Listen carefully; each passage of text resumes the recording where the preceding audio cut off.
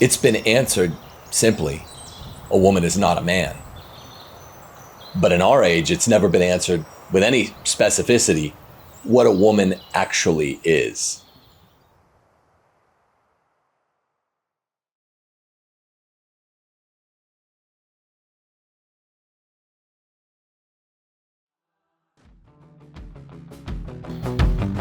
Those who mistake themselves for the opposite gender have what is known as gender dysphoria.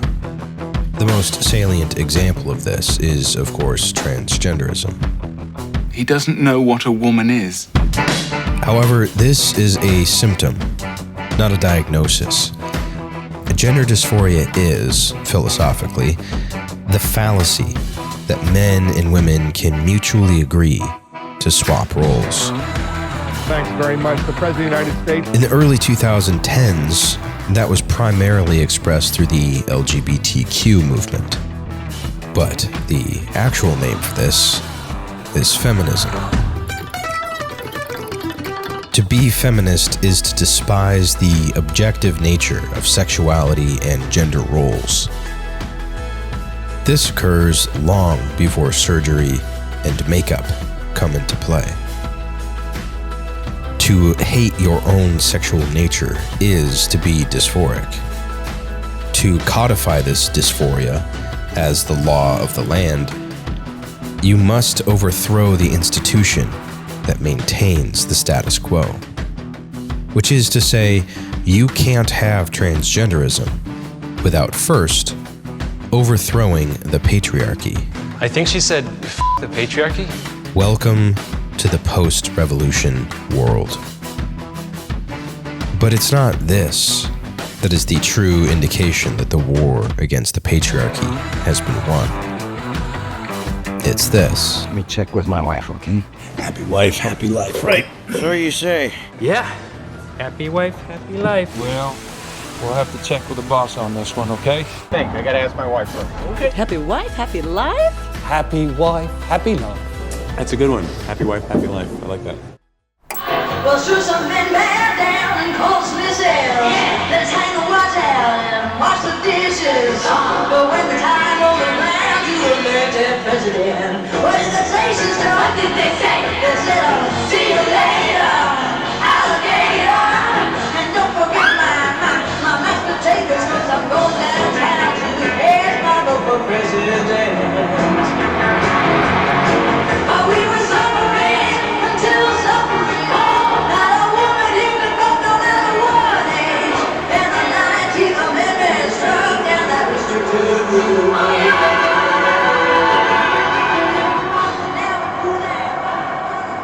This is what we all learned.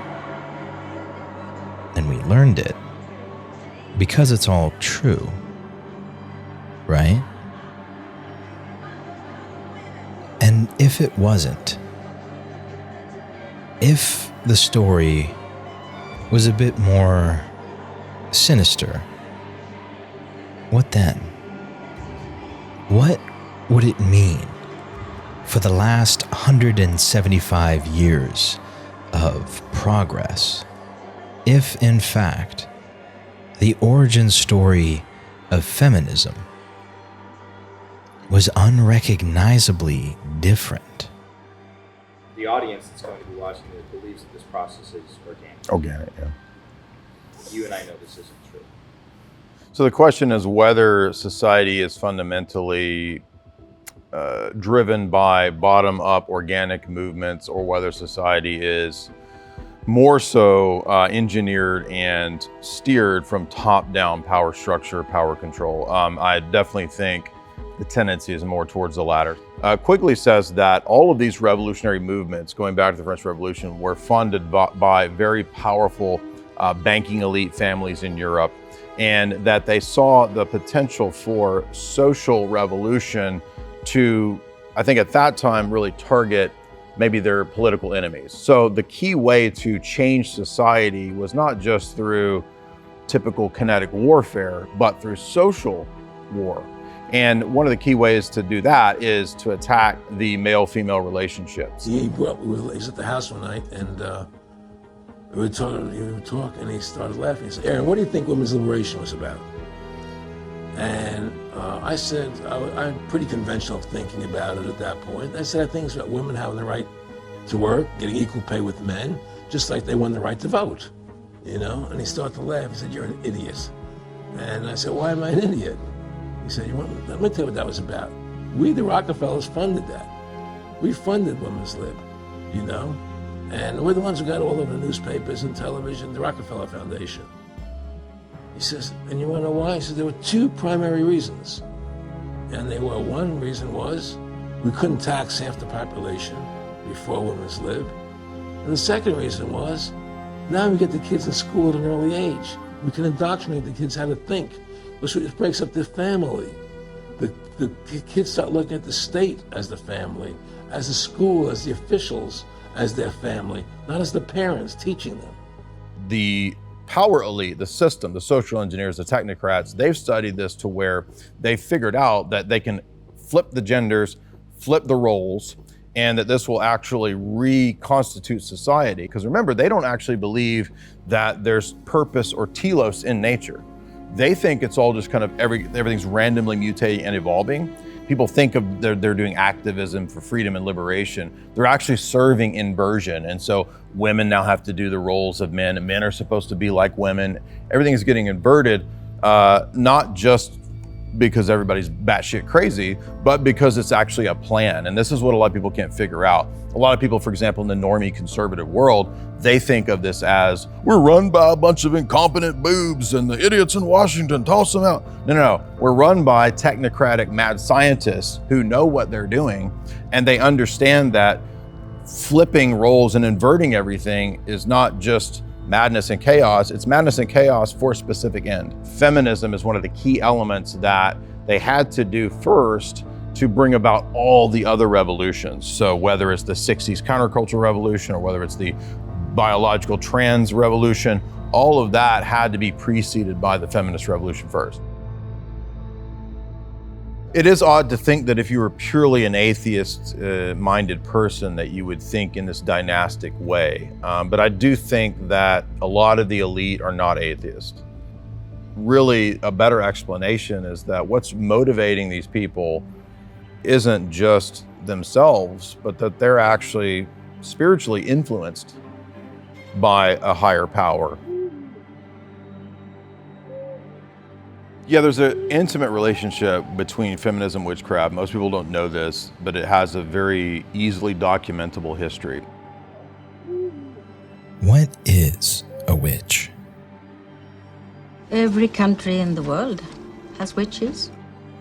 Author and researcher Rachel Wilson explains that witchcraft falls into the category of pagan religions under the umbrella of the occult. What makes her dangerous is the fact that she doesn't look dangerous. You can never be sure if it's a witch you are looking at or a kind lady. Practitioners of witchcraft believe in supernatural forces that govern existence, and that these powers can be harnessed or manipulated with spells, prayers, invocations, rituals, and chants to project the will of the practitioner into the world. Witches spend their time plotting to kill children. She is right, abortion does kill, like, your whole day. It literally sucks the life out of you. The authoritative anti-witchcraft manual of 1487, the Malleus Maleficarum, made it crystal clear that the pioneering wise women who first performed medieval abortions were actually witches who were hunted during those witch trials for abortion, among other sexual travesties. Now there are, as it is said in the Papal Bull, 7 methods by which they infect with witchcraft the venereal act in the conception of the womb. First, by inclining the minds of men to inordinate passion. Second, by obstructing their generative force. Third, by removing the members accommodated to that act. Fourth, by changing men into beasts by their magic act. Fifth, by destroying the generative force in women. Sixth, by procuring abortion. Seventh, by offering children to the devils. And among the so-called first wave feminists, most spent their fair share of time at the seance table. These women were theosophists, occultists, Satanists, atheists, and if by chance they were Christians, they were so with sufficient caveats that they professed a new, unrecognizable creed. These are the women who convened in Seneca Falls to enumerate their grievances with mankind.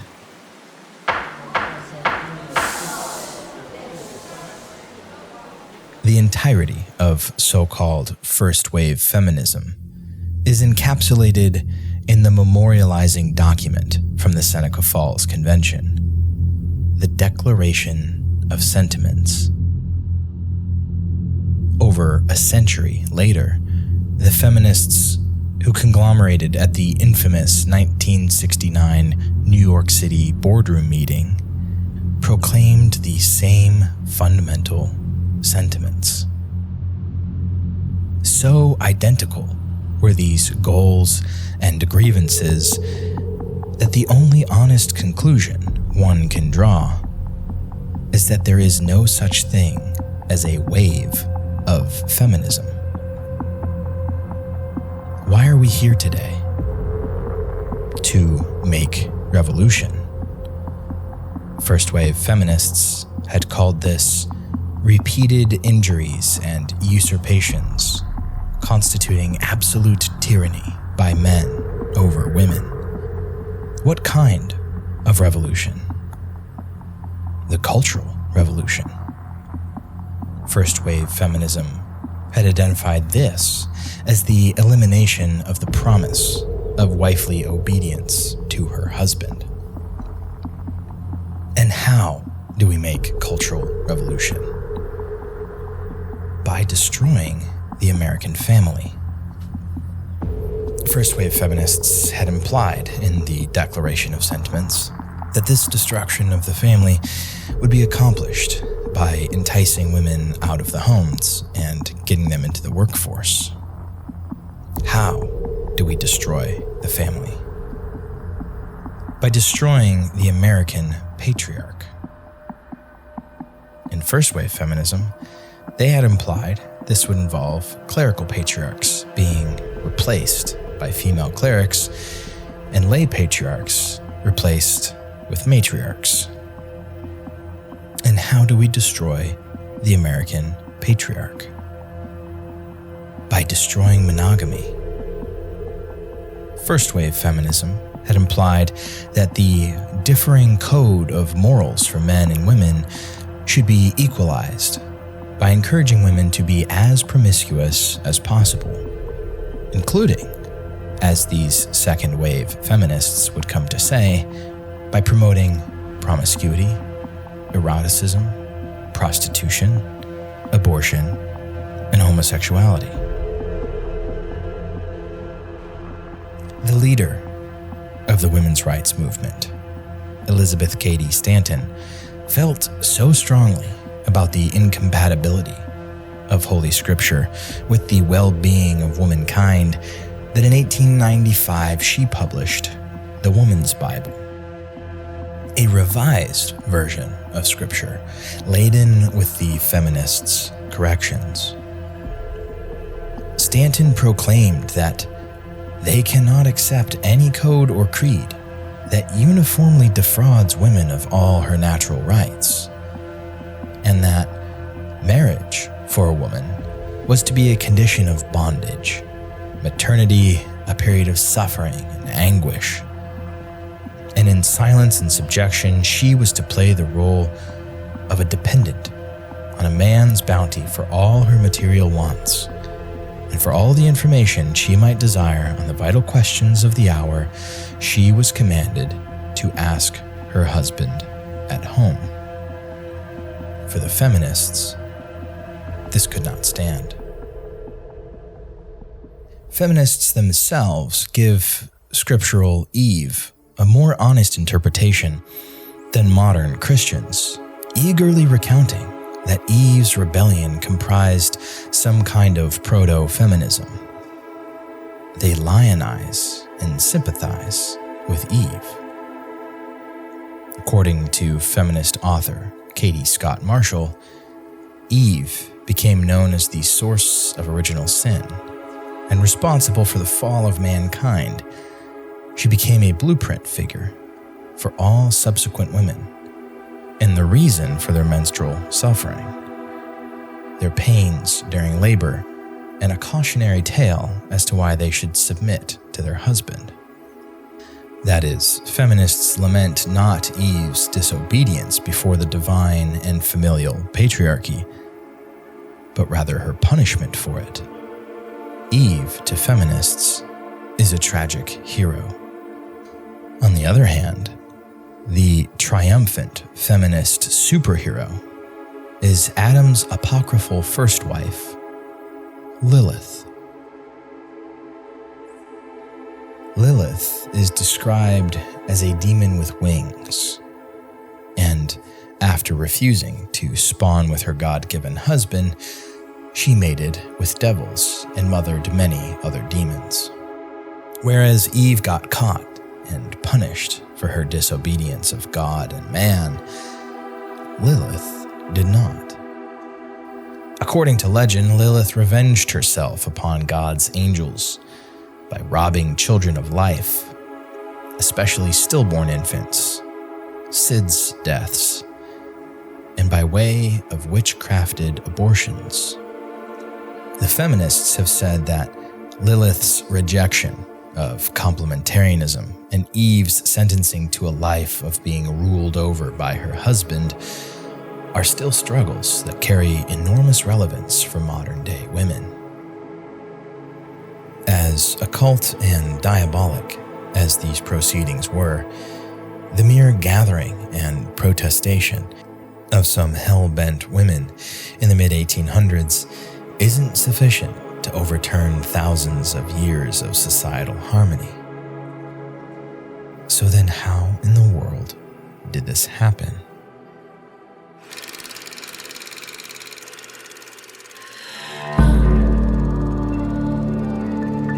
It's called a color revolution. And it's the same technique the CIA used to install puppet regimes favorable to the United States.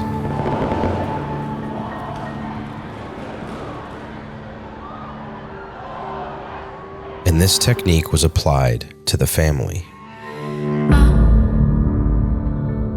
Step 1.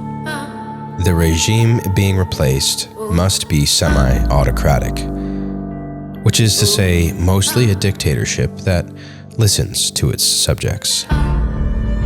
Step 2. The regime must already be waning in popularity, as the patriarchy was in the middle of the 19th century.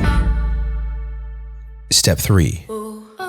The opposition force must be united, as they were. With immense financial backing and coordination, the women's liberation movement was a powerful, unified front. Step 4. The delegitimization of the old regime. In this case, through frequent conscientious objections of wives. Step 5.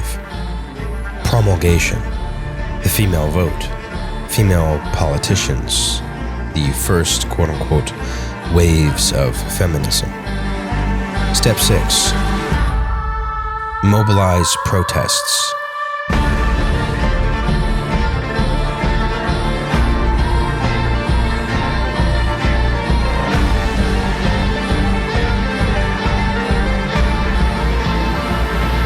7. Permanently disable the old regime. In order for the old regime to be permanently disabled, they got women out of the home and they got them into jobs. American families rapidly became accustomed to the new standard of living provided by two incomes, and the social pressure of women being expected to contribute like fathers and husbands. And yet, as Stevenson and Wolfer point out, starting in the 1970s, women suddenly become less happy. By 1980, women were exceedingly unhappy. All of this is more deeply gender dysphoric than a man thinking he is a woman. That's just a crazy person. But to get the entirety of Western civilization to actively pretend like they are the opposite gender, now that's a clever bit of witchcraft.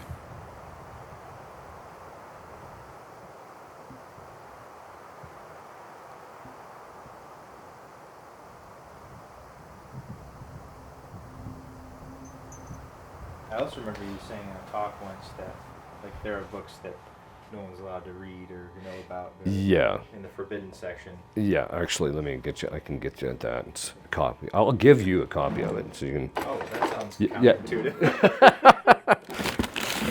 Yeah. So this is the actual book. This is the actual book that I wrote on diabolic influence, and it basically contains the entire structure, the basic structure of. You could literally hand this to a priest and say, "This is what you academically need to know to be an exorcist." This is my hell section. This is called the Hammer of Witches, but the Matt Clay translation is better than the Summers translation. So this is one, but I actually read it in the Compendium Maleficarum, which is the compendium of spells, basically, or witchcraft. And this is the Hammer of Witches. So the Hammer of Witches was actually written in the 1600s by people who actually worked in the Holy Inquisition, which ironically, in the Holy Inquisition, to be convicted of witchcraft was extraordinarily difficult. So they had a very high standard. So in here, this book was actually printed in 1643. So this is The Art of Exorcists. And basically what this is this, it's kind of a, this is what you do and don't do, but it also has a series of exorcisms that you can't find anywhere else. Women now want both curses. That's right, yeah. It actually has to do with the nature of Eve's fall. When Satan presented to her, or Lucifer at the time, presented to her, "You'll be like the gods," etc., there was two things that he was essentially presenting to her. One is self-sufficiency. She can save herself or obtain this thing on her own. That gave women a desire to have a self-sufficiency independently of Adam, because she was acting independently of Adam. The second part of it is that it also then engendered in her the desire to control her destiny and her outcome in her own life, independent again of Adam. And so that's why they actually want to work, is so that they can have that self-sufficiency. It was during the Second World War when women started working in the factories, especially in this country. It gave them a taste of what it was like to be financially independent. And so when the women had to go back into the home, they raised the next generation of women to have a career and to be independent-minded. And 80% of all college-educated women work. The first thing I think every little girl should know today is that she is going to work outside her home. Yeah. That the dream world is over. So immediately after the so-called second wave of feminism, there was an important study called The Paradox of Declining Female Happiness. Women were getting more and more unhappy as they were pulled out of the home. And of course, we would say it's not a paradox of declining female happiness. It is a phenomenon that was quite predictable. Feminism is very similar to that diabolic psychology in the sense that they keep doing things that keep causing them to be more unhappy and more miserable and suffer. Even Satan has admitted to me that when he exercises his power in hell, it does not bring him any delight ultimately.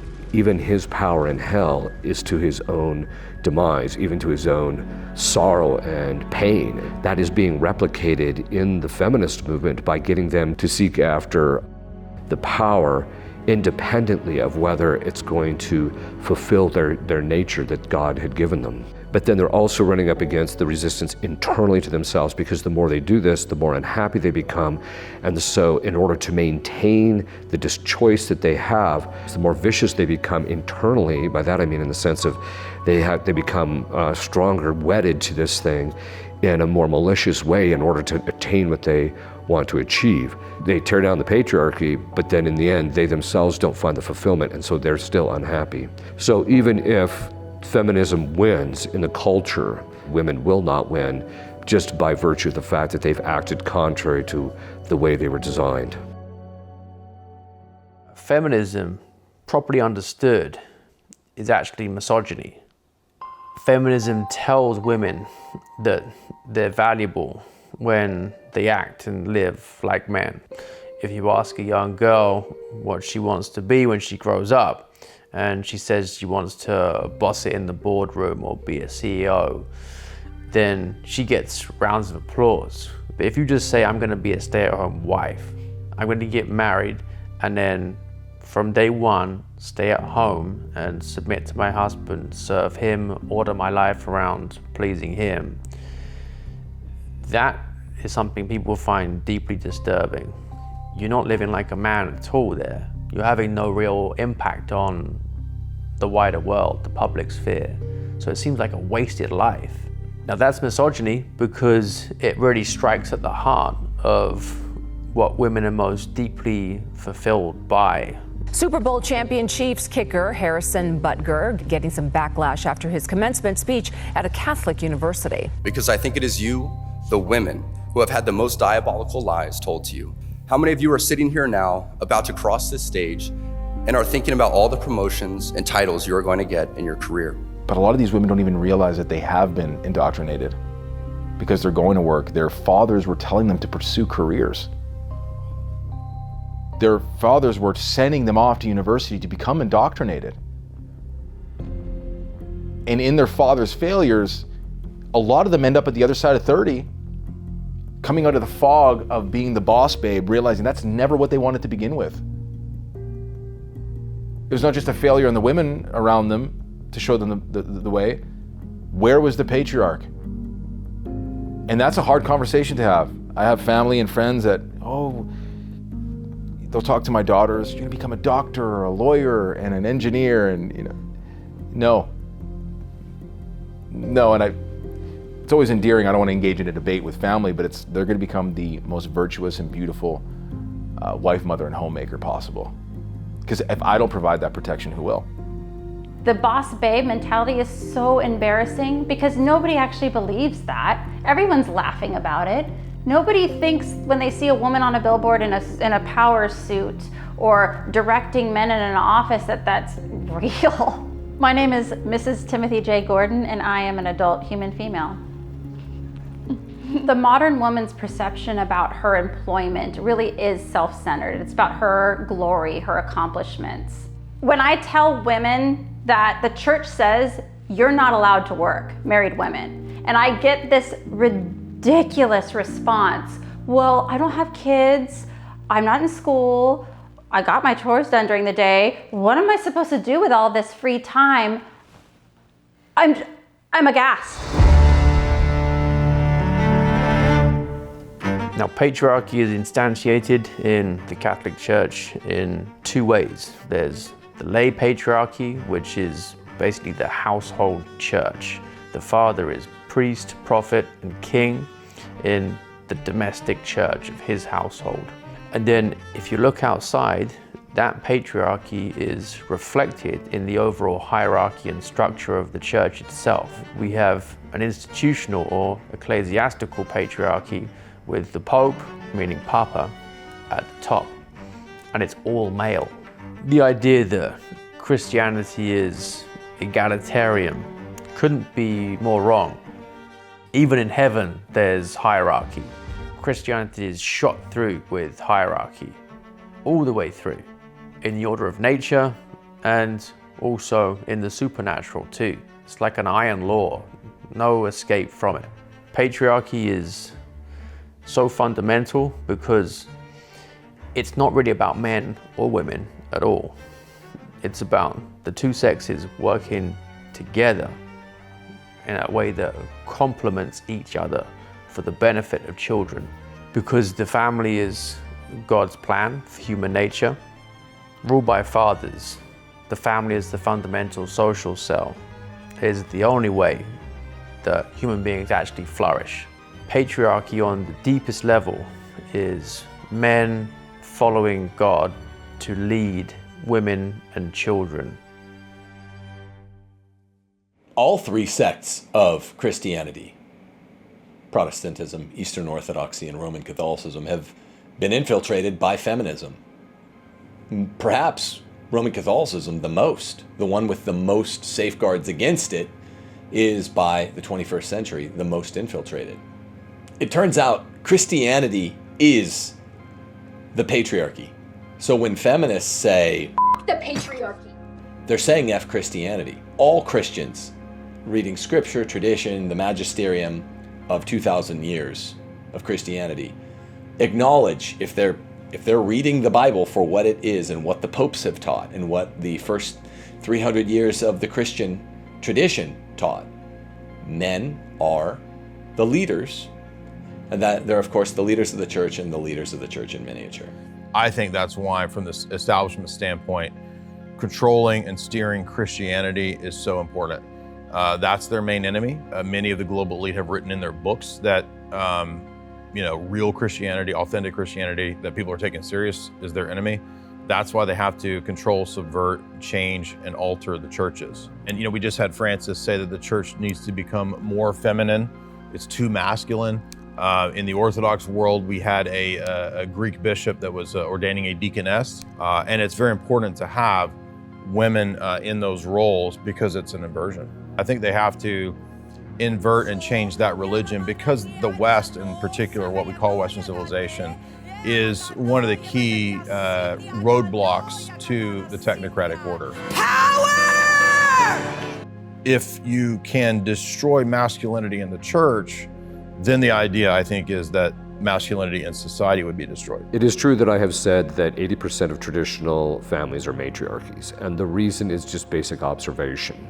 A lot of times the men are not being patriarchal, they're not rising to the occasion of actually being the head of their household. And the flip side to that is a lot of times the women have either taken control from the husband or the husband just hasn't done what he's supposed to do, and then as a result she feels like she has to take it over when she doesn't, but that's what ends up happening.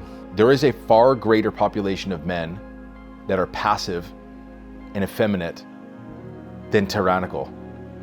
It's mostly the men that have just kind of taken a back seat and just kind of like, here's the pants and here's the cap and here's the cape and I'm just going to give it to you. We have a normal marriage, which means when we disagree, she wins.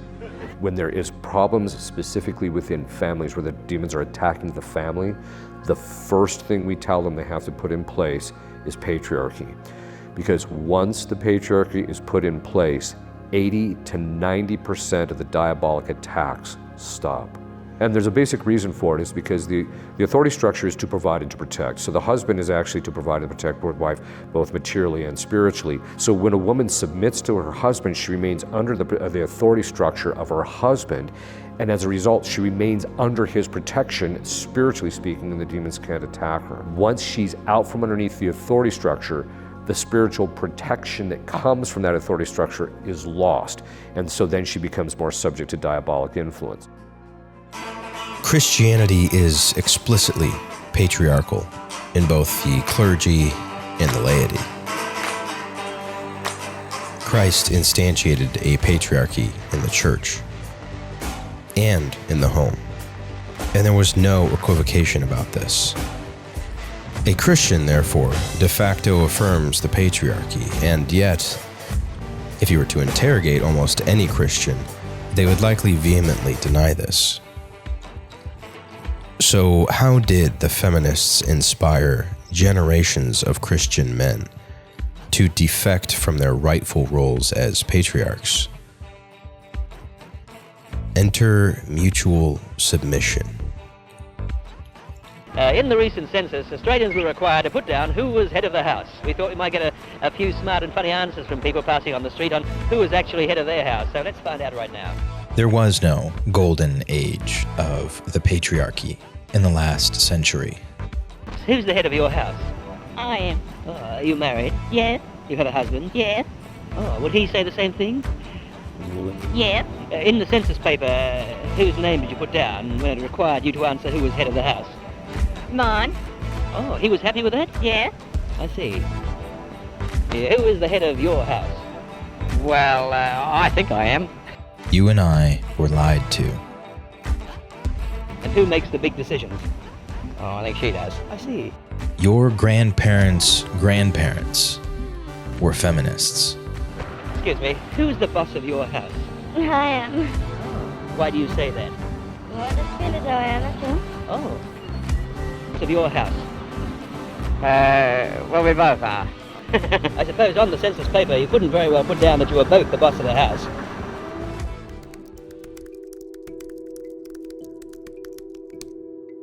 The most important counterstrike by the feminists against Christianity comes in the form of a move known as mutual submission. Wives submitting to your husbands. Number one, this is mutually submissive. It is absurd. In marriage, the reason you can't have mutual submission is because there will be times in which decisions have to be made in which the wife and the husband do not necessarily agree. And as a result of that, they can't act as a single unit, and therefore there can't be proper governance. This is why ultimately, in the end, the husband has to be the head of the household and make the final decision.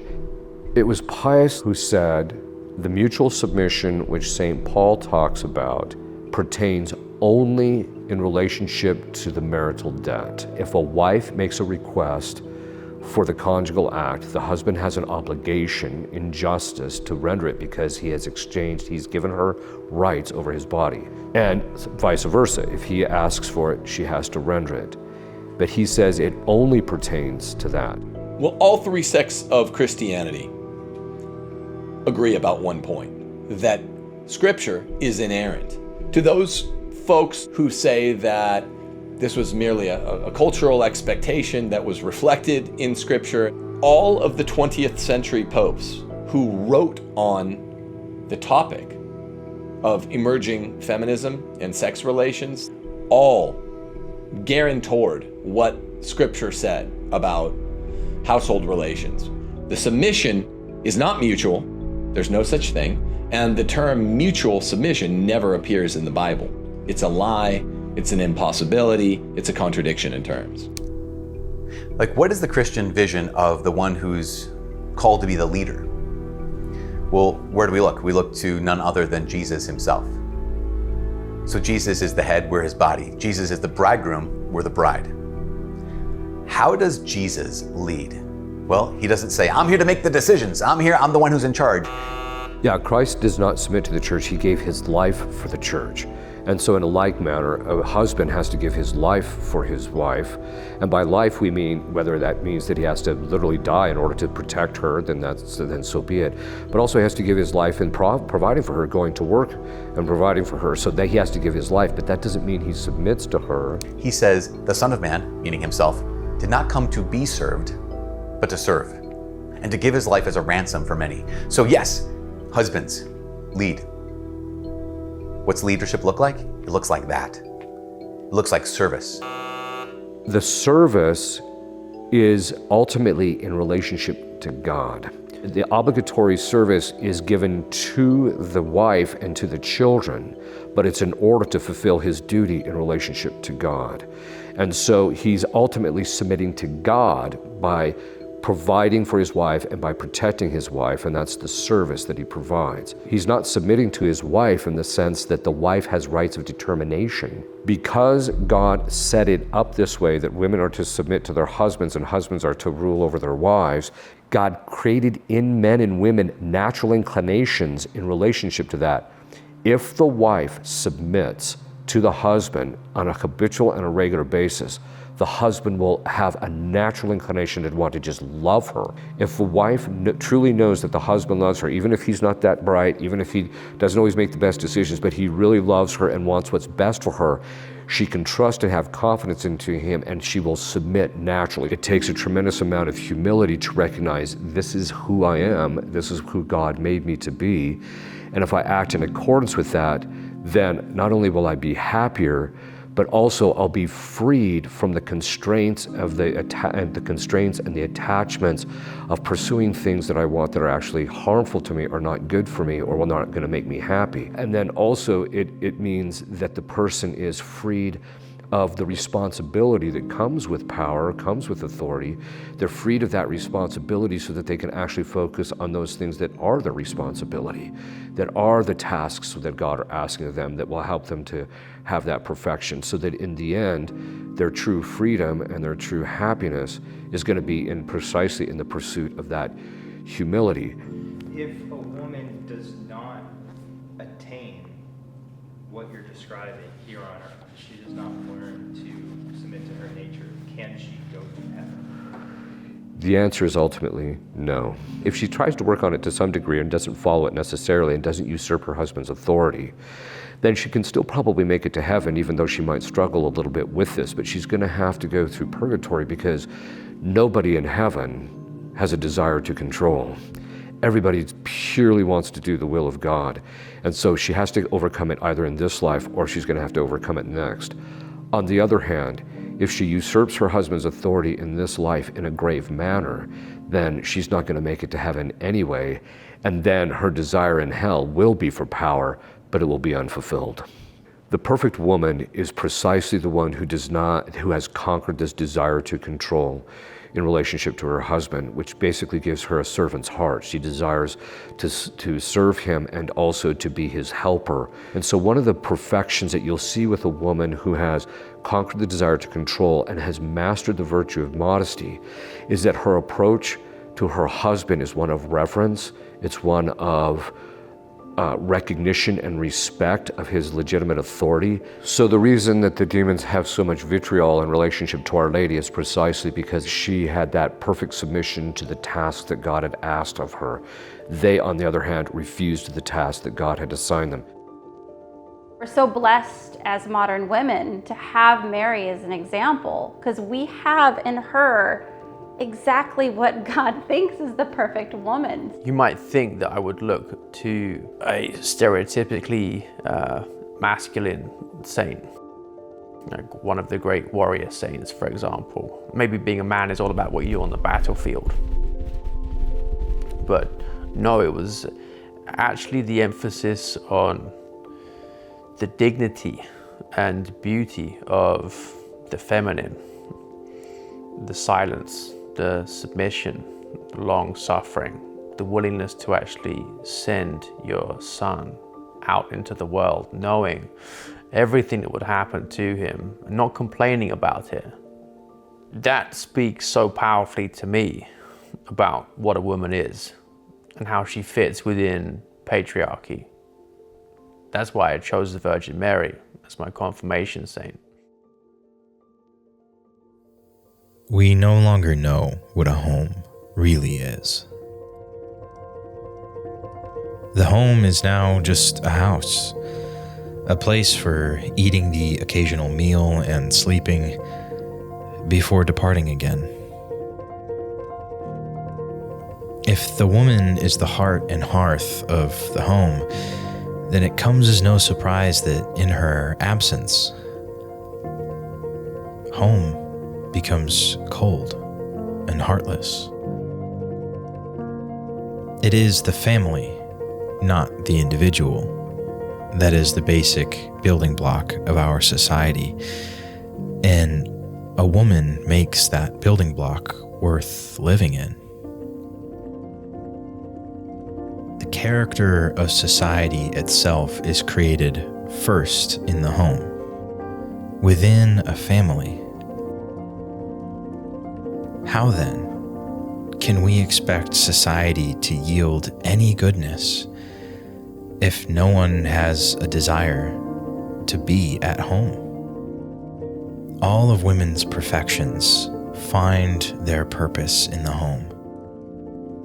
And thus it is her purpose not to merely exist or to do the bare minimum, but to strive endlessly to perfect herself by creating an environment of beauty and goodness and warmth where her family delights in their shared life together. And though it will never be broadcast by the arbiters of our culture, there are in fact women who have recognized these holy truths and left the empty promises and false liberation of this world to reignite the hearth of their home. Ever since I was like a kid, my plan was always doctor. And then I went to Brown. I studied international relations with a focus on Chinese. Thought I was gonna be a vet. I was absolutely positive I wanted to be a lawyer. But my ideal was Amy Coney Barrett. All right, I want to be a Supreme Court justice. If she can do it, I could do it. I had gotten in the 99th percentile for the MCAT. I had a 3.7 GPA. I was volunteering twice a week, doing a work study at the time. I was completing my master's, working out 4 or 5 times a week, and I was a TA. This is my girl boss era.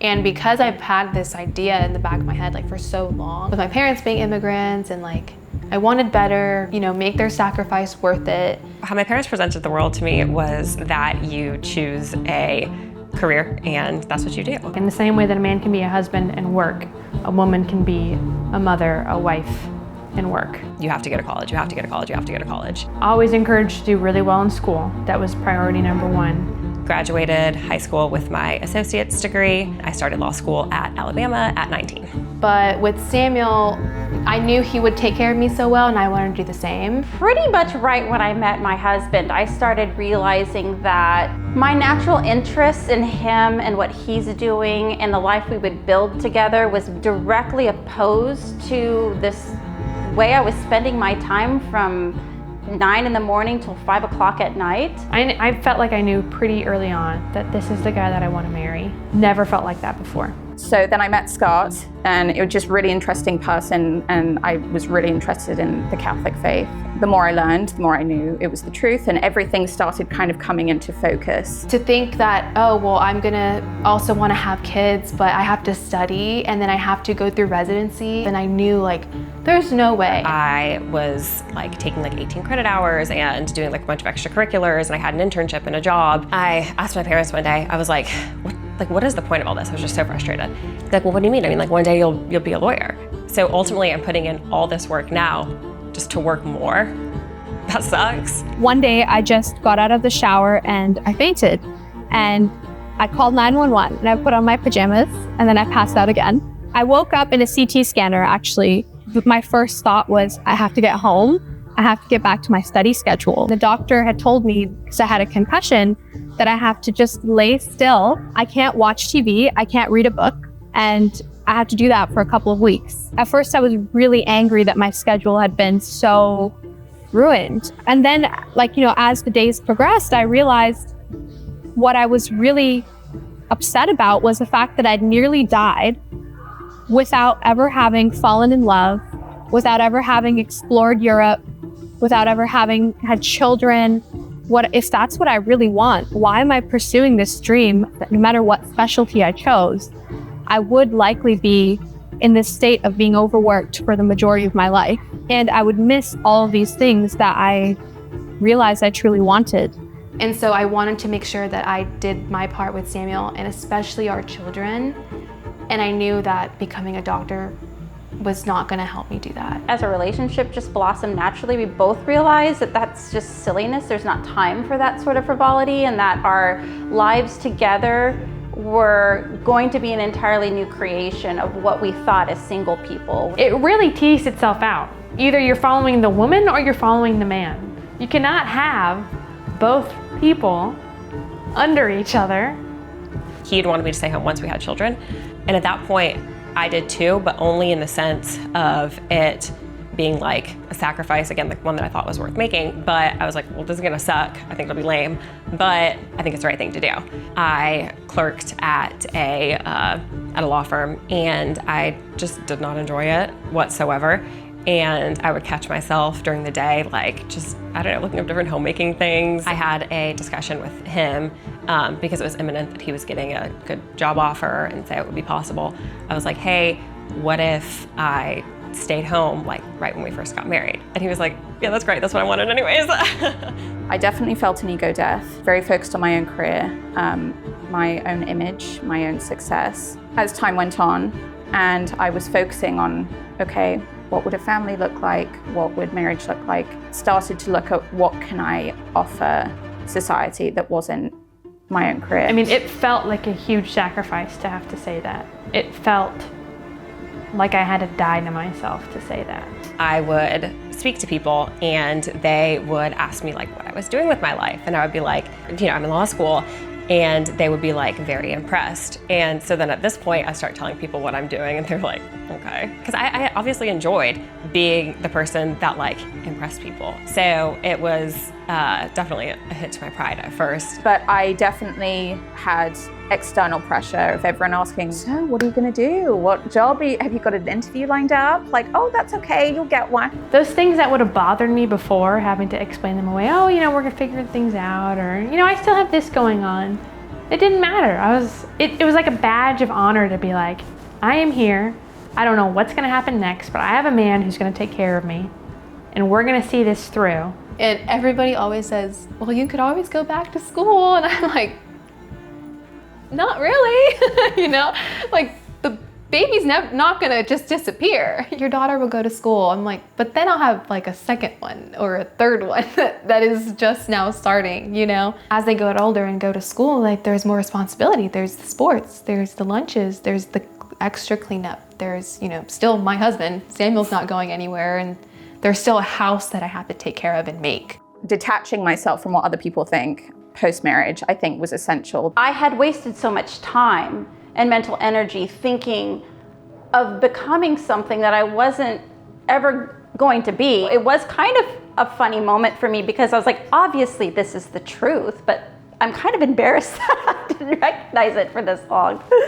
I don't think of it as a waste at all to be able to use my abilities and talents to help my children. I love everything about her. I mean, she's, like I said, she's just a perfect woman, and why wouldn't I want the perfect woman to raise my daughter to be the perfect woman?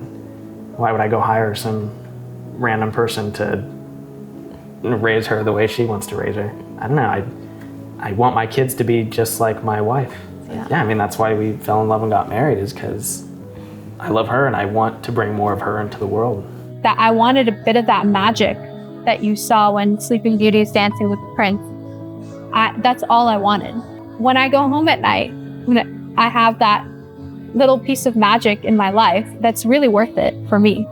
Everything has a nature. It's in a dog's nature to bark, to run, to listen to its master. It's in a man's nature to like protect and provide for his family. And to the degree that a dog does not do those things, to the degree that a man does not do those things, they're not participating fully in their doghood or in their manhood. They're less of a dog or a man for not doing those things, because those are the corresponding duties to their nature. I have to ask myself, like, what is the nature of a woman? Well, the nature of a woman is someone with the potential to bear life. So that has a corresponding duty to it. Life does not just mean biological life, right? True life is like the life of the soul, which is goodness, beauty, and truth. I, as a woman, have a duty to bear goodness, beauty, and truth.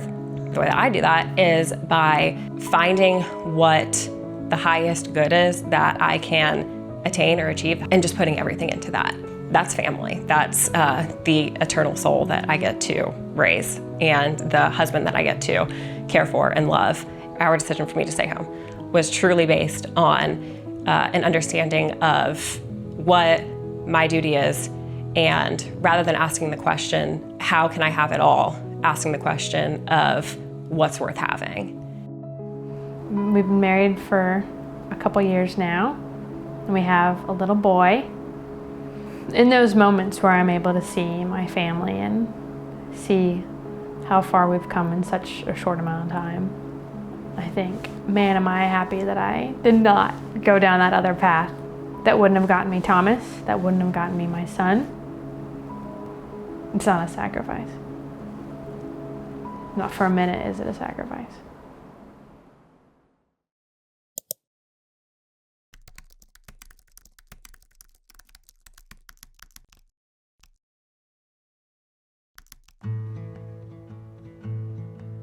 So there's no asterisk beside submission in Ephesians 5. It's not, well, if he's X, Y, or Z, then you don't submit. And it's like, you submit regardless. This is how a woman honors God. It's through her husband. That's it. That's the only explanation there is to that. If she's God-loving, God-fearing, God-honoring, then regardless of her husband's performance, she's got to submit to him anyways. And how are we sanctified through this process of marriage? It's through that. You submit to your husband even when you think he doesn't deserve it, you do it. That's how you love God, that's how you honor God. How do men do it? Well, your wife's being a pain in the ass, you love her anyways. The authority structure that God placed in the natural law is not based on merit. It is based upon the structure itself. Now what that means is that the wife has a right to counsel. If she sees something that is serious, then she would have a right to, quietly and behind the scenes, not in front of the children, etc., approach him and say, this is what I'm seeing, and then she has to leave it to him. The fact that some men have abused their authority in the past, or the fact that some haven't exercised it very well or very prudently, doesn't take away from the legitimate authority that he would have when he makes right use of it. But what about the men, though? That's what they're going to say. Who cares about the men? I'm so sick of talking about men. Like, what about the men do? What did the men do? What if the men's bad? What if the man lets a woman eat an apple in a garden? Who cares? Like, God said men are worthy of submission. Even men who, by the way, condemn humanity to sickness and death. Even that man was still worthy of submission, according to God. It's not a competition. It is. It's companionship. That's so beautiful and lovely that woman was made to be a consolation to man. And we have women today going the opposite direction, just causing misery for the men that they're supposed to spend their lives loving, the men that they picked out of everyone else to spend their life with.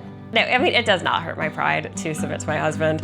It's a struggle insofar as I think it's a virtue that you have to work to attain, and I have not fully attained it. I've been, married for 3 years, and I've got a lot of work and growth to do there. But ultimately, I love submitting to him. If I didn't want to submit to him, then I should not have married him in the first place, because I should not marry somebody who I don't trust to lead me. That's stupid. It doesn't mean to just merely obey what he says, although it does mean that. But it takes it even a step further, which means that I not only have to just listen to what he says and go with it, but I need to, in my heart, get myself to a point to where I can agree with him and do it. And that's not to say that I only submit if I agree with him. It's to say that I need to submit to him in all things, and to take that a step further, not just submit in my actions, but also in my heart and my head. It's not just in prudential matters, but even in matters of his preference.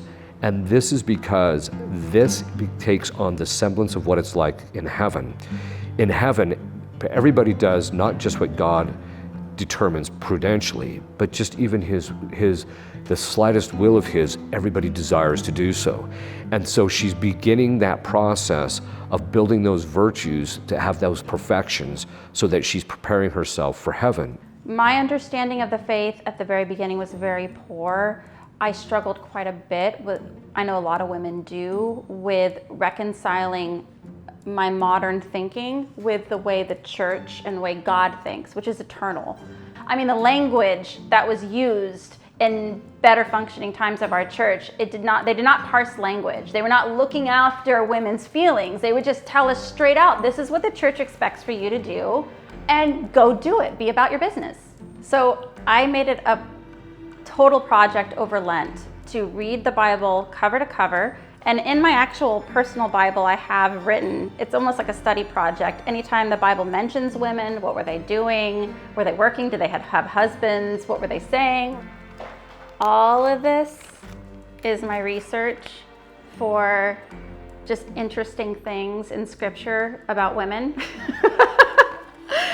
As Christians, we believe that women were made for man, from man, and that man is the glory of God, and women are the glory of man.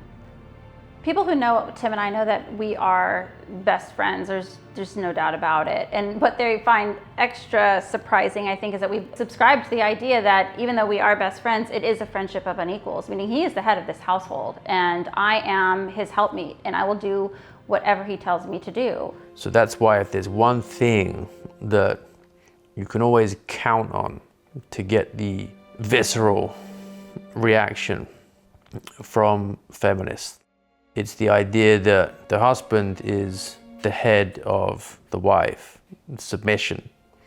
It's why at the 1848 Seneca Falls Convention, what's the main thing they want to overthrow? They state it clearly, wifely obedience. One of the sins that Adam committed was he was unwilling to be separated from the pleasure of his wife. We want to give them what they want, or to say what they want to hear, or what have you, so that we don't have to deal with the pain of the psychological separation from them on one level, but also just the fact that men just want peace and quiet, and they don't want to have to deal with the emotional barrage that comes as a result of upholding these things. I think it's precisely that effeminacy in men is why the feminist movement made so much gain from the very beginning. And I think this is why the term, even just the term patriarchy, is so difficult for people to even hear, because the guys know that if they know it's true, but they know if they sign off on it, they have to be willing to suffer. Never, under any circumstances, for any reason, shall anyone say anything that opposes the narrative of feminism, or else. Yeah, it's difficult because this is like as emotional as I get. I've already done that. My name is Will Noland. I'm a private tutor, writer, and until 2020, I was also master at Eton College.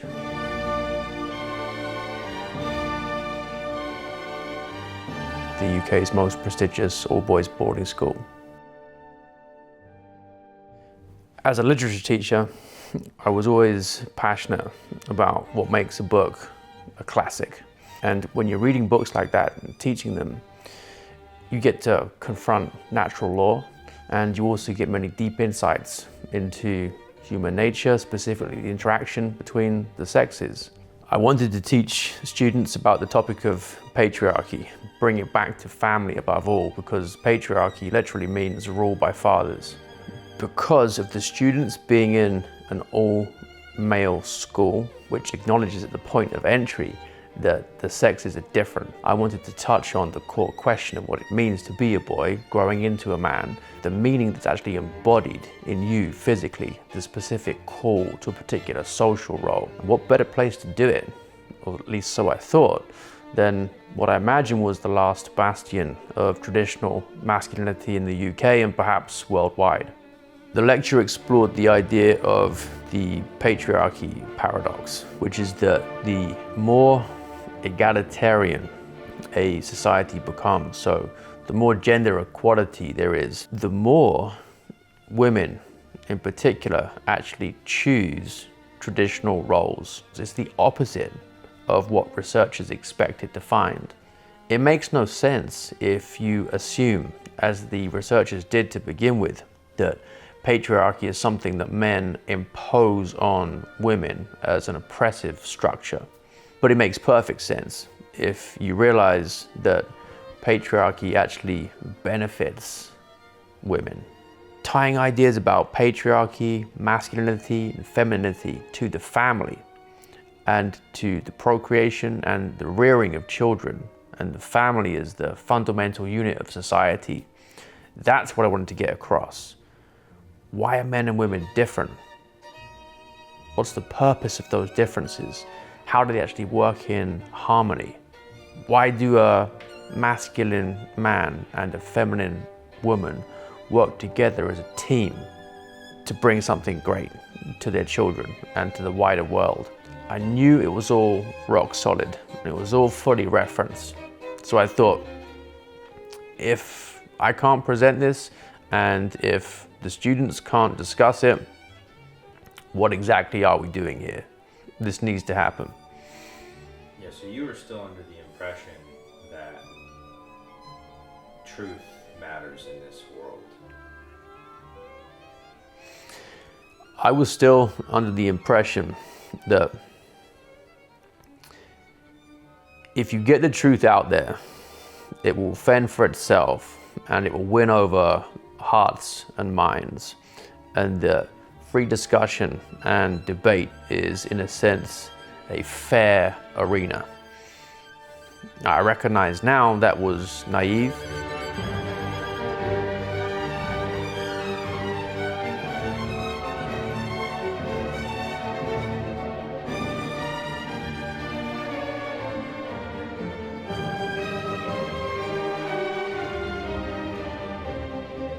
It's like, oh, you like this stuff, do you? You like this stuff about being stoic? You like the idea that men do hard stuff? Try losing your house. Try losing all your income. Try having to go through 2 different tribunal hearings at once, potentially, one of which can ban you from teaching for life. Try having all the people that you thought you could trust and would stand up for you go quiet. Try having letters from Harvard and Yale professors saying everything in the lecture is factually sound, count for nothing. So some of the deepest beliefs I had about the value of what I was doing all got crushed in that moment. We lost the house that came with the job too, and having so many kids depending on me at the time, and my wife as a stay-at-home wife as well depending on me too, that was pretty painful. And it was worse because they were actually at that point worried about me. And for them to feel that kind of anxiety and to have no real way to stop them feeling that was really difficult. Looking back on it now, it almost strikes me as ridiculous that it took me so long to recognize that truth isn't actually the top priority in academia. Although you can show factually on all kinds of levels that patriarchy is true, what the adversaries of patriarchy, in other words, feminists, are solely focused on is actually what Nietzsche called the will to power. That's what you're up against. Like, the reason truth doesn't really matter is because they don't even believe in it. The question today, a homely one. Should husbands help with the weekend housework? Do you think that husbands should help with the weekend housework? Yes, definitely. Oh, why do you say that? Because I do it myself. Much? Oh, a fair bit. Cook? Yes, cook. Wash up? Wash up. Maybe you'd be better off as a bachelor doing all your own work. Yeah, I would be.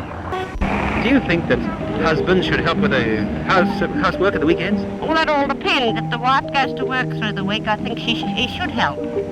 Otherwise, I don't. I think he should relax a little bit. Are you married? I am. Does your husband go to work? I suppose he does. Oh, yes. And you? Yes. Oh, you both go to work? So your husband does cooking and that kind of thing at home? Oh, yes, everything. You do a lot of weekend housework? Yes, I'll do it all. What does your wife do? Why do you do the housework? She rests. I certainly do. Yes, that's for sure. Why shouldn't they? Do you think that she's right in her views that you should help with the housework? My word, why shouldn't we?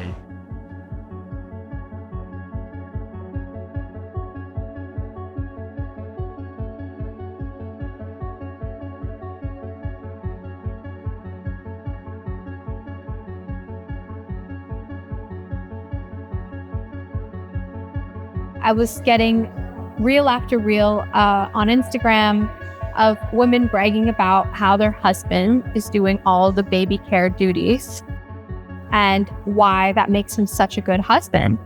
I always wondered, what is she doing when this time?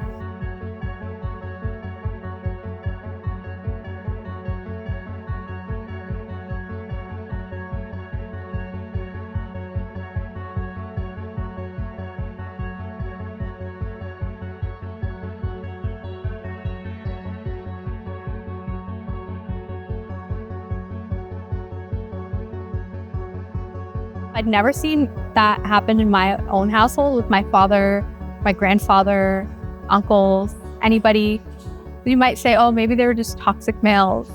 They didn't want to help their wives. They're just, their wives were suffering. And now women are much happier because their husbands are helping. It's like, well, are they much happier? Because the divorce rate's really high among this very demographic of couples that I'm seeing.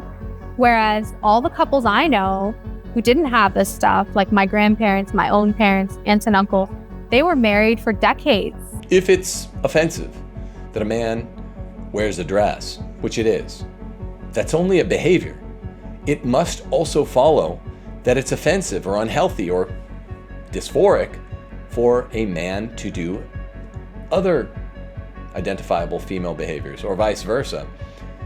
When Diapergate occurred and people got mad at an honest Christian heterosexual woman for saying, I find it unattractive when my husband undertakes female behaviors. Everyone was mad at her.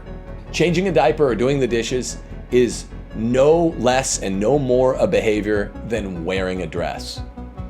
If it's okay for men and women to mutually swap roles, then why can't they do so in the bedroom? That's just homosexual gender dysphoria. Why can't they become one another?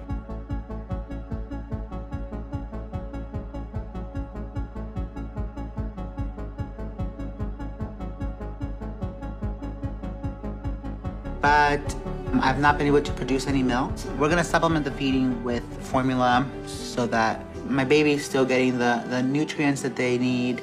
If the woman is carrying the luggage and the man is changing the baby's diaper or looking after the baby while you're trying to catch this flight, you're both doing things that are uphill for you. Whereas if you swapped and you do things according to your strengths, then it just becomes a lot easier.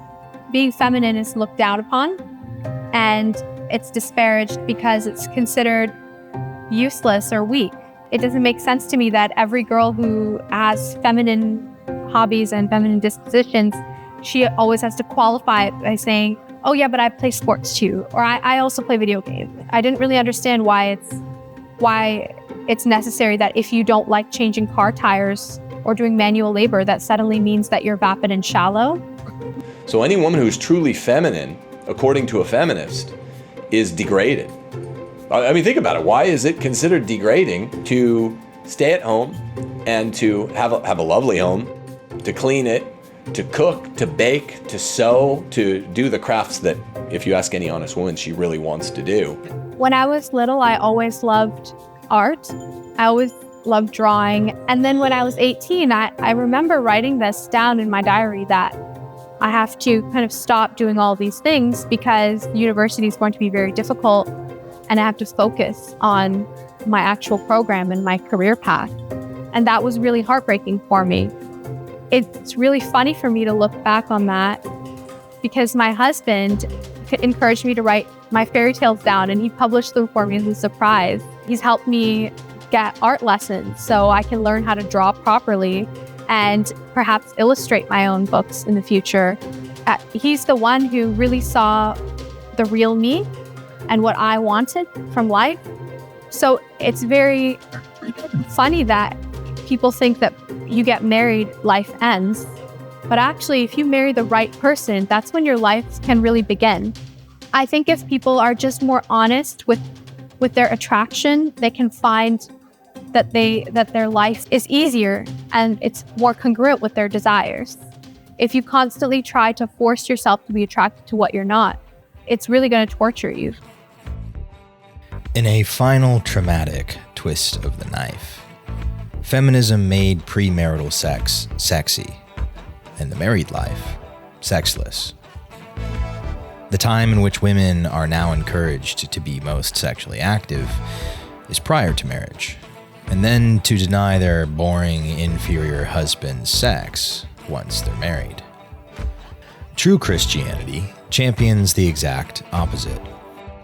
That prior to the sacrament is a period of expectant chastity, but that within marriage, there is to be abundant and life-giving romance that unifies the two attracted souls who cherish their many children.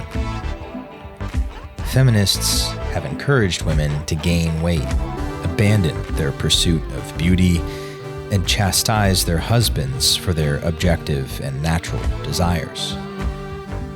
And they leverage the entertainment industry to achieve all of this. For decades, screenwriters have complied with the natural law and accurately depict single women as feminine, thin, submissive, affable, and sexy. But once hitched, they craft them into disinterested, impolite, masculine, domineering, overweight, nagging hags. It's called the Moon Beasley complex, named for the two famous female characters who best exemplify this tactic. Because what better way to ensure the destruction of the family, the single cell of Western civilization, than to brainwash both secular and religious people alike that marriage is a hellish proposition devoid of all romance. A long, arduous, sterile trek toward the grave with someone you can't even stand to be around. Anytime that there's radical movements, I think the establishment has the approach of controlled opposition, where what they want to do is interject the extreme opposite.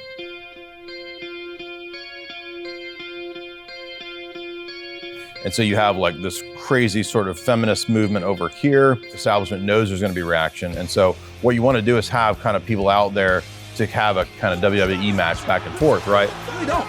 There you go. Get the fuck out of here. Why just to see Smiley. Get the fuck out of here.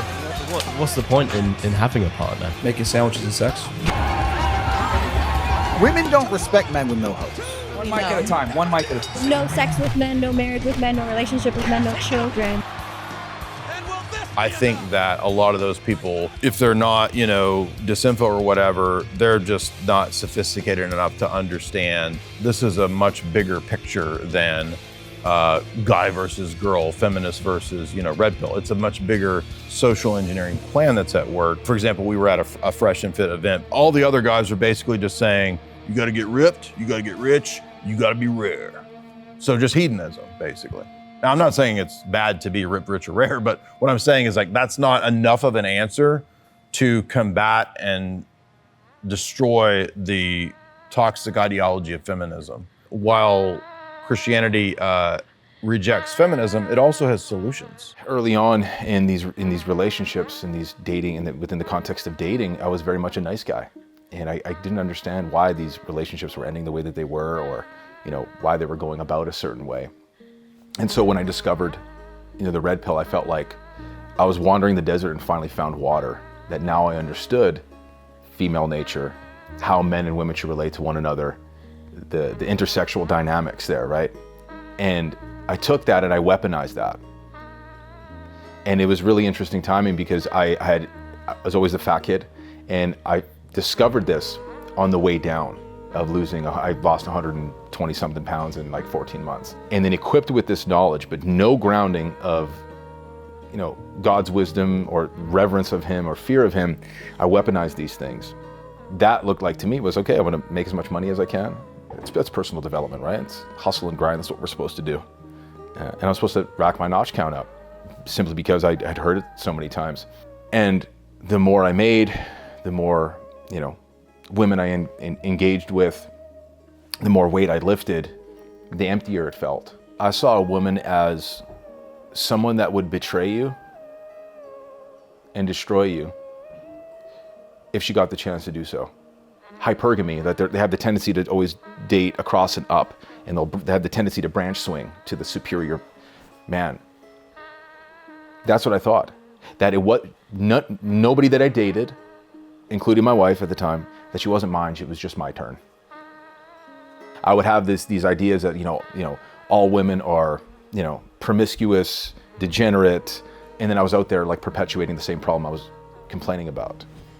I did not believe in true love at all. I thought this idea of like love between like a man and a woman was just it was just a chemical reaction. That was just, it peaked after a time, and then it kind of,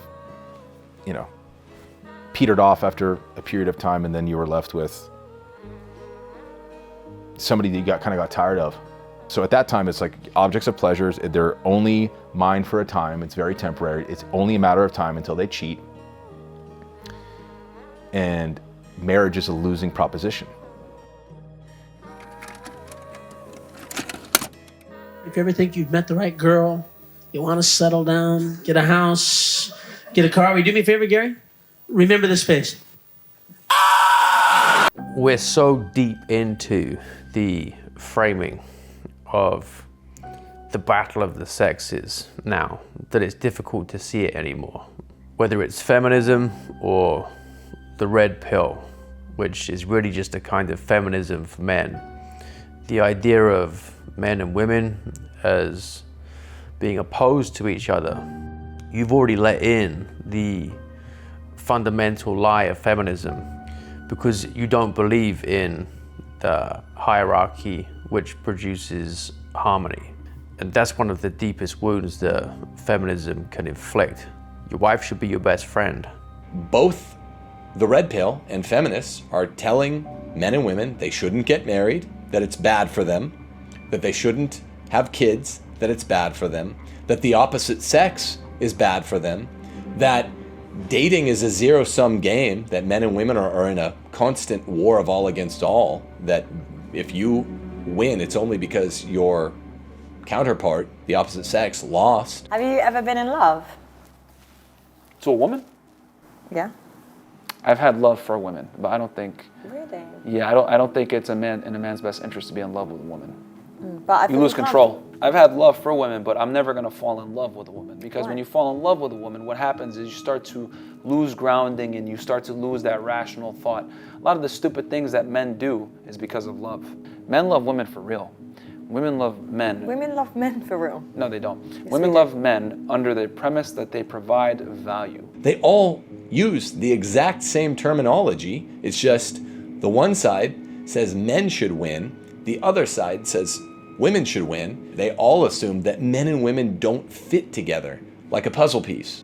The mischaracterization of patriarchy as tyranny and oppression is something that's only really been able to take root and be as effective as it has been because of the mythology surrounding the playboy, the man who has no real concern for family and doesn't take sufficient interest in the raising of his children. Patriarchy only becomes tyranny when the man is not submitted to God. A man that is truly convicted by God and his commandments and has that reverence and respect and fear of God will not mistreat his wife, because it's like he is mistreating himself. And above that, mistreating God. Because it's not for my glory, it's for his. It's not so I can get to heaven or I can experience this pleasure here on earth, it's so I can bring their souls to heaven as well. And that's why ultimately marriage is a call to sacrifice. It's not a call to the playground mentality where you maximize pleasure, you maximize delight, or you get to do all these things together, etc. That's true, that's part of marriage, but that's not the primary end of marriage. The primary end of marriage is the sanctification and ultimately, as a result of that, the salvation of the two involved. And that's going to come principally through sacrifice. See, so many men romanticize this idea of going to war, dying for the faith, getting the call, and like a crusader, putting on his gear and doing the thing and dying in battle.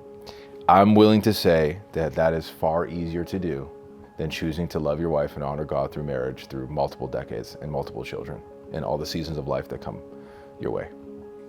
That's the romantic idea. Let's romanticize that, loving one woman for the entirety of our lives until she's old and got white whiskers hanging out of her chin, you know?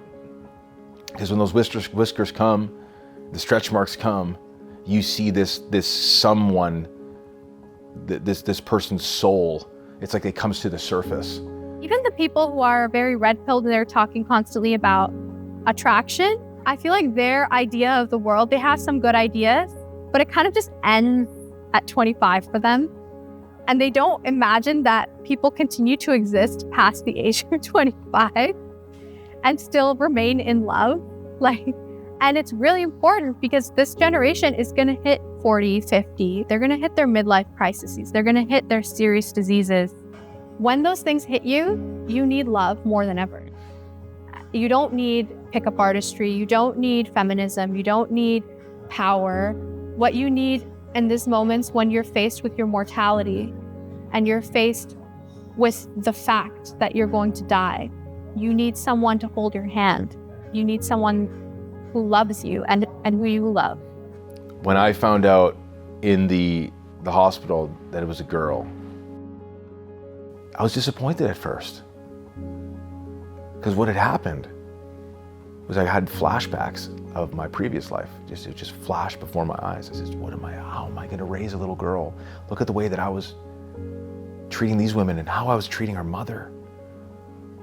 What am I gonna do with a little girl?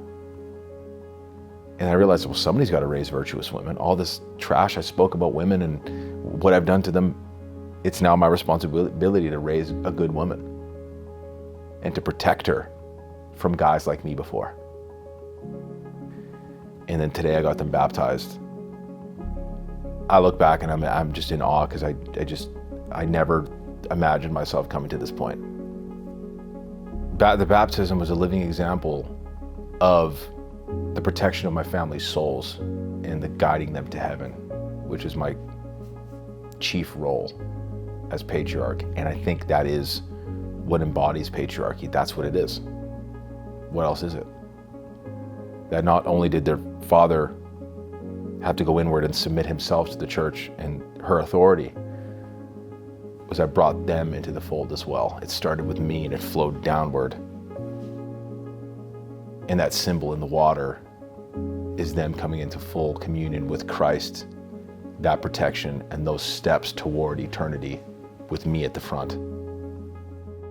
Truth hurts before it heals because we tell ourselves all kinds of comforting lies. But if you pursue the truth long enough and you're willing to actually allow the pain that it inflicts on you as a way of softening your pride, then on the other side of it is the only happiness you've ever got a shot at. It will always be a good thing, even if it's messy, even if it's hard, even if it's difficult. It will always be a good thing to course correct once you know the truth and you're ready to submit to the truth.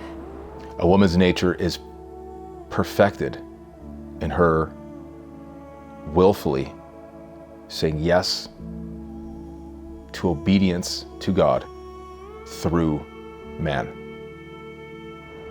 That you're like, there's no way it can be that simple. That if I just, give it up for a man and for a family, that will be enough. But it's like, it's that simple. It's just not that easy. I think that's why it's so hard to figure out what a woman is today, because nobody wants to submit themselves. I am pure gratitude. You meet a good guy, a guy who brings you truth and loveliness and just treats you like God wanted a man to treat a woman, and there's nothing in the world greater than that. And there's no way I could possibly repay that. And if I can do that in little ways, in services like bringing him his cup of coffee, being there for him throughout the day, being his consolation when he has failures, or being there to celebrate when he has triumphs, like just being there for me and showing constant gratitude for the life this man has given me. Nothing's greater. I've learned to love the small things, to love keeping a home, to love doting on my husband, to love being a servant and of service to other people, to being available. I have nothing to do except to be here for you, Thomas. Tell me what you want me to do. Although you can't make every marriage perfect or even save every marriage, despite the fact that that's what God wills, some people just don't will it for themselves.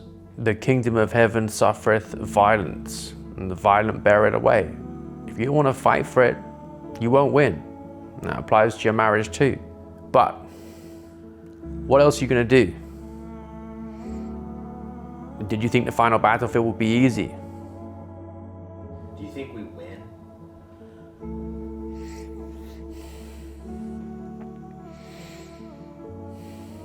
Tolkien said that being a Christian, he could only see history as a long, slow defeat.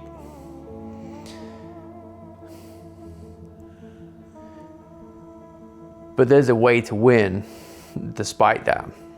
Right now, despite the fact that we've had decades and decades of damage done to men and women, you can do what I am doing, which is get married and have a rightly ordered home. You have to recognize that in your corner is omnipotence. If you want a challenge, it's here for you. There's no more exciting time in human history, really, than you could have been born than right now.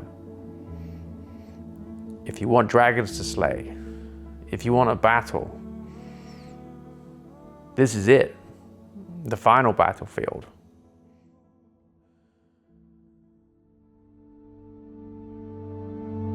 We've answered what is a woman. An adult human female. But what a woman is goes far deeper. Because what you are in your essence, in your soul, informs what behaviors and pursuits are truly good and will make one happy.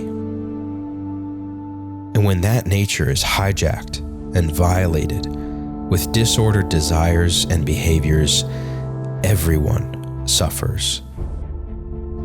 No one is happy until they live in accordance with the natural law. And yet there seems to be nothing more dangerous than to describe what a woman truly is and ought to be. But let's give it a shot. A woman is a helpmate to the man, made from his rib to guard his heart and to obey him in love. She's to be thin, submissive, and attractive to her husband. She is to wear what he likes, to do what he likes, to flirt with her husband, to make the home a happy, clean, safe haven, to educate her children in the home, and to defer to her husband on all prudential and preferential matters. She is the glory of man, and man the glory of God. It has been said that if a civilization begins to fall, an indication will be that the people will blur the lines between man and woman. So there is only one way out of this, and it's not the red pill. The manosphere encourages men not to become a virtuous patriarch intent on bringing their wives and children to heaven, but rather to become lower than the carnal animals, worshiping sex without procreation or unity, thereby helping to build the feminist dystopia they claim to loathe so much. The only way out is to rebuild the patriarchy.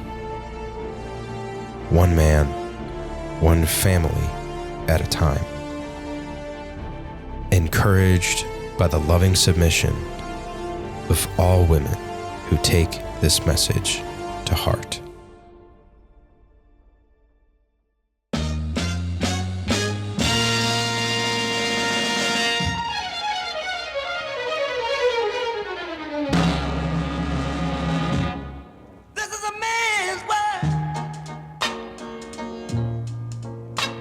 This is a man's world,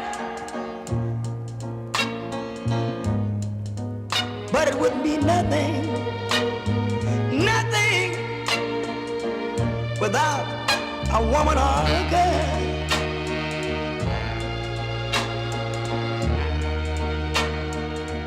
You see, man made the cars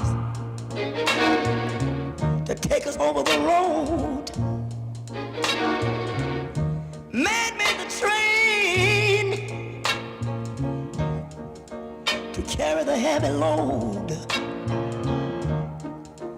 Man made the electrolyte to take us out of the dark. I got my chores done during the day. What am I supposed to do with all this free time?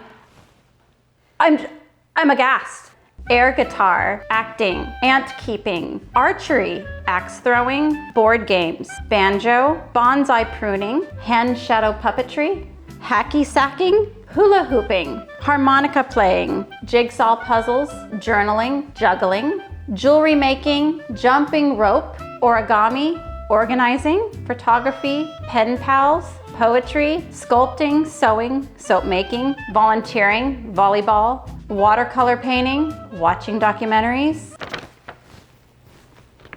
All great things to do besides working.